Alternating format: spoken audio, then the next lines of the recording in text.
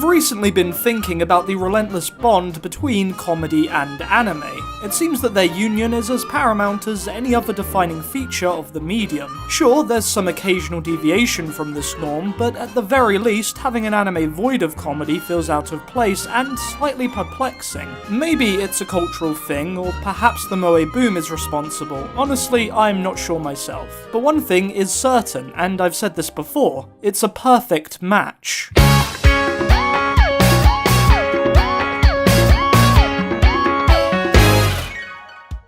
Anime has the benefit of extensive freedom to control its characters' presence. Edits and retakes are considerably easier than live action, and the structure of production committees means it's honestly quite hard to royally screw up a comedy adaptation.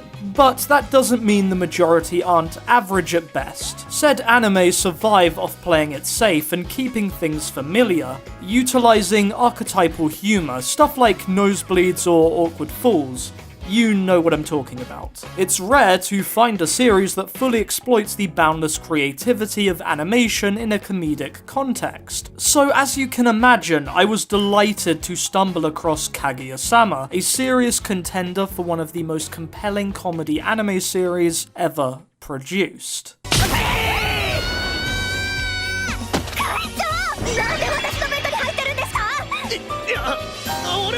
Kaguya innovates where others don't, and I think it deserves limitless praise just for that. Well, its characters are also the best thing since sliced bread too. Kaguya's ambition and boldness are apparent in almost every area, and I'd like to point out some of my favourite examples of this. A great place to start is with its composition. The anime is organised into sequences of mini-episodes, documenting the love war, some with very little connection, while others conjointly serve a meaning within the overarching episode, or sometimes the series as a whole.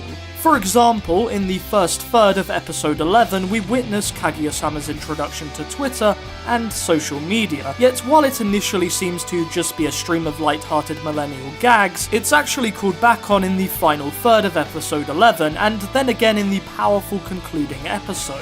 In tandem, it highlights the difficulty of digital communication. The anime really leaves it up to the viewer to find these connections, which interestingly allows one to form a more genuine and individual understanding of its characters. 誰もが花火に目を向ける。だけど、ごめんなさい。その横顔から目が離せない。From an overlooking perspective, Kaguya-sama's illusion of order definitely establishes a flow of excitement, as we all anticipate the result of each match, right? Well, actually, I think that it's Kaguya's evident disregard of its formula that brings forth some of its most memorable moments. お返しです。 Where else are you going to find an insert like Chika's ramen adventure in a rom-com dominated by one couple? Kaguya knows exactly where to deviate from its structure to maximize its comedic and emotional beats. Furthermore, I find that these punchlines stand out more because they tend to be less anime-specific than the vast sea of other comedy shows. Jokes more generally focus on the dynamics of relationships and the funny situations that can arise from them, particularly between Kaguya and Shirogane. I wouldn't call it mature, but it certainly feels fresher, and it's not like it's not full of pop culture lifestyle references anyway. Now, as an animation fan, there's one element of Kaguya that makes it hold its position as one of my favourites beyond anything else, and that's, well, you guessed it, it's animation. More specifically, it does something I briefly touched on in my previous video on character animation, flawlessly extending its characters through visuals. To anyone who knows what Kaguya is about yet hasn't actually seen it, this might seem like contrary to its intentions, as Kaguya-sama is all about concealing emotion, but it's exactly this that is responsible for its wonderful animated creativity shining, with it having to find the best way to get the viewer into the mind of its characters without revealing it to anyone else in the scene.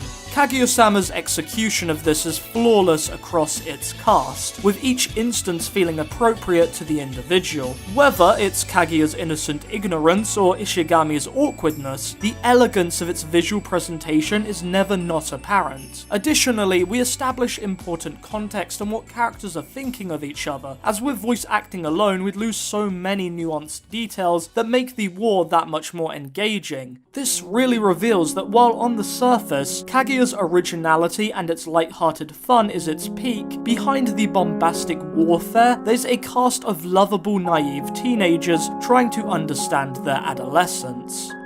Honestly, this is something many anime set out to convey, but more often than not fail, as they lack the personality and direction that Kaguya has. Kaguya is certainly a respectable anomaly, an adaptation that understands the medium it's transitioning to, and being able to exploit this without losing sight of what it is. In that sense, I really do believe it's the best comedy anime ever made. But don't take it from me, Chika has a few words to say.